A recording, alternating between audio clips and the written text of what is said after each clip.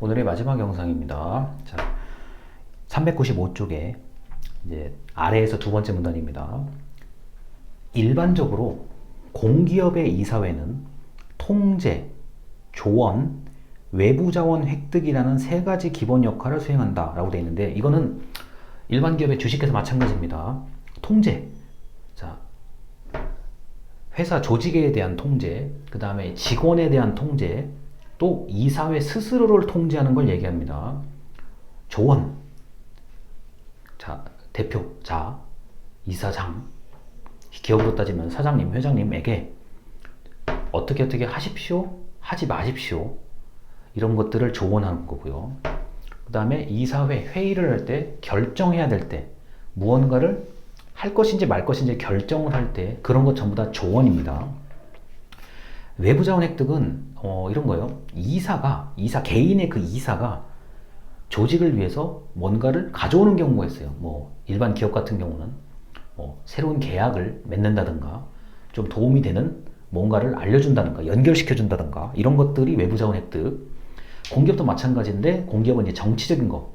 지금 뭐 우리 공기업이 뭔가 안 풀리는 문제가 있는데, 이거를 누군가를 통해서 해결을 한다든가, 누군가를 소개를 받아서 문제를 해결한다든가, 이런 것들이 바로 외부 자원 획득이고, 공기업은 이제 정치적인 문제를 해결할 때 이런 그 외부 자원 획득이라는 표현을 씁니다. 그런데 공기업의 이사회는 통제, 조언, 외부 자원의 획득 같은 경우가 일정 부분은 정해져 있어요. 절차, 회의의 절차, 의사 진행의 절차. 만약에 법령에 정해진 절차대로 안 하고 결정하면 그거는 위법한 거죠. 그건 소송의 대상이 될 수가 있습니다. 실제로 그런 일이 종종 있고요. 그래서 공기업의 이사회 같은 경우는 아주 규격화되어 있어요. 그 정해진 틀에 맞춰서 해야 되는 건데, 이제 문제는 일반 주식회사 같은 경우는 이런 통제 조언, 그리고 외부 자원의 획득이 제대로 되지 않으면 회사가 망해버립니다. 그렇기 때문에 이 이사회는 이런저런 책임질 것들이 많아요. 자, 그리고 지난 영상에서도 말씀을 드렸지만, 경영진의 정치적 임명 문제가 계속 나타나는데요. 407쪽입니다. 407쪽에 뭐 읽어드릴게요. 공공기관 CEO, 기관장 임명에서 지적한 것과 같이 우리나라의 공기업 이사회 운영상 문제점은 이사회 구성원이 정치적 임명과 관련된 것이다 라고 하는데, 제가 직전 영상에서 말씀드렸듯이 네버엔딩 스토리입니다. 이거는 그냥 그게 불공정, 어떤 정치적인 압력, 낙하산 등등의 비판이 있긴 하지만, 과거, 현재, 미래에 어쩔 수 없이 나타나는 현상이라고 저는 생각을 해요. 그래서 이런 정치적 임명을 좀 덜 막고자 한다고 하면은, 확실히 이거는 어떤 경영진, 이사회 구성원들이, 기존의 이사회 구성원들이 의지와 방향이 매우 중요합니다. 어떠한 외부의 압력에 흔들리지 않겠다라고 정말 이사진들이 완전히 똘똘 뭉쳐가지고 뭘 방어를 하거나, 아니면 다른 형태로 문제를 해결하거나, 그렇게 해야 되는데 그게 생각보다 쉽지가 않아요. 그리고 흔히 말해서 정말 뽑고 싶지 않은 사람인데 어쩔 수 없이 뽑았는데 그 사람이 의외로 조직에 잘 적응하고 일도 잘하고 그런 경우도 있고요. 반대인 경우도 있죠. 워낙 검증된 사람이니까, 좋은 사람이니까 뽑았는데 의외로 조직에서 문제를 일으키는 경우도 있고요. 이 정치적 임명이라는 단어는요, 요걸 이제 좀 떠나서 얘기하자고요. 여러분이 신입사원인데 이제 어느 회사에 지원을 해요. 특히 공기업에 지원을 해요.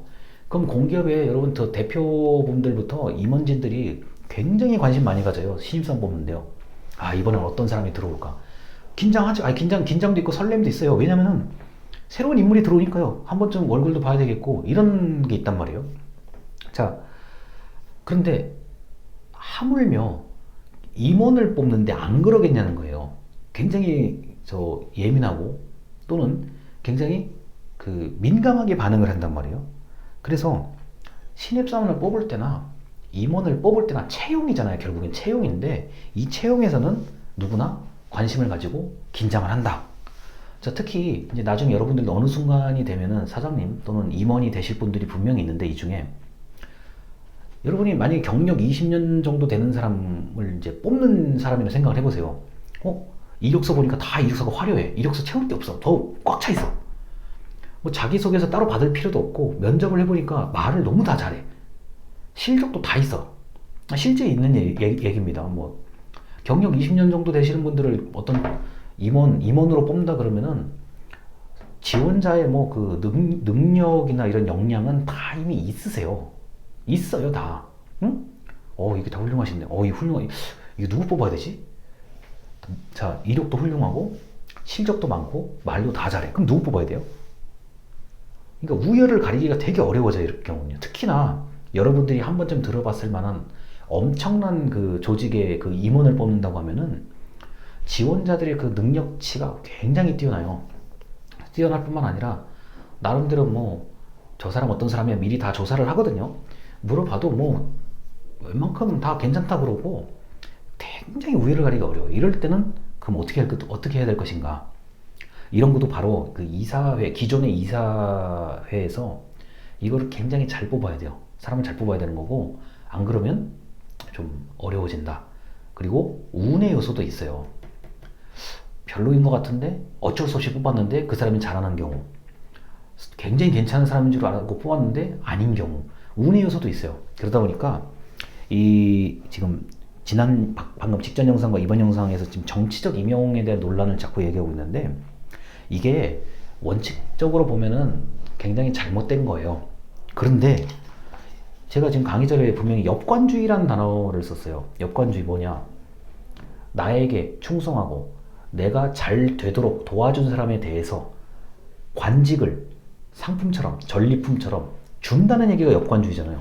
엽관주의적 임명 충분히 가능해요. 이 공기업 같은 경우는. 뭐 나를 정치적으로 당선되게 한 사람에 대해서 이제 베푸는 거죠. 좀 표현이 좀 이상하긴 한데 그렇게 임명할 수도 있는 거고요. 그 다음에 뭐 예를 들어서 어떤 사업을 우리 조직이 좀 크게 잘 되도록 도와줬다. 거기에 대한 보답으로 채용하는 경우도 있어요. 그래서 이사회라는 것은 그 공기업 부분에서는 정치적인 요소가 강하고요.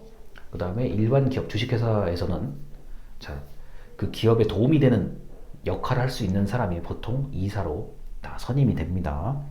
그리고 아까도 잠깐 얘기했지만 이 이사와 이사회에 관련된 내용은 민법과 상법에 적용을 받는 일들도 많고요. 공기업은 이미 짜여진 그 규정에 거의 맞춰서 다 진행을 합니다. 자, 여기까지 말씀을 드리면 이번 주 영상 다 끝납니다. 자, 우리 앞으로도 수업이 어렵지 않기 때문에 잘 들어주셨으면 좋겠습니다. 감사합니다.